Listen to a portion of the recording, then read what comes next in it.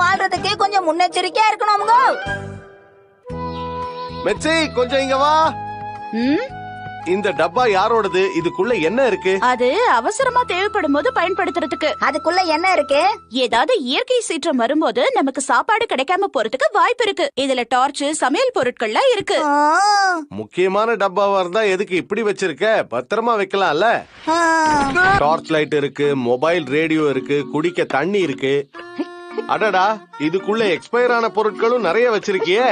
ஆமா ஹாரி, அது முன்னாடியே தயாரிச்ச டப்பா, அதனால எக்ஸ்பைரி ஆகிருக்கும். மாத்தி வைக்க கூடாது. அப்பா, இந்த டார்ச் லைட் வேலை செய்ய மாட்டேங்குது.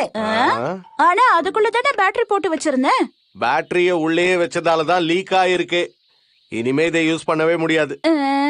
ஓ, அப்பா அப்படின்னா பேட்டரி கூட எக்ஸ்பைரி ஆகுமா?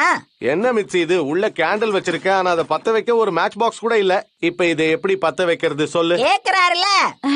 2 கல்ல ஒன்னா உரசி பத்த வைக்கலாமே. மிச்சி விளையாடாத. சரி சரி, சிலது தானே நான் மறந்தேன். அதுக்காக கேள்வி மேல கேள்வி கேட்கணுமா? தேவையானதை வாங்கி வச்சா போச்சு. சரி, இதுல இருக்கிற சாப்பாட முதல்ல சாப்பிட்டுருவோம். இல்ல, நாம பயிற்சி எடுப்போம். எனது பயிற்சியா? ஒரு அவசர நிலையை உருவாக்கி அப்ப நாம எப்படி செயல்படுறோங்கிறத பாப்போம். ஒண்ணும் புரியலையே. கொஞ்சம் புரியுற மாதிரி சொன்னா நல்லா இருக்கும். எல்லாத்தையும் உனக்கு புரிய வைக்கிறதுக்கு என்கிட்ட நேரம் இல்ல. நல்ல ஐடியா ஹாரி. நம்ம முன்னாடியே பயிற்சி எடுத்துக்கிட்டோம்னா அந்த மாதிரி ஏதாவது வரும்போது ரொம்ப யூஸ்ஃபுல்லா இருக்கும்.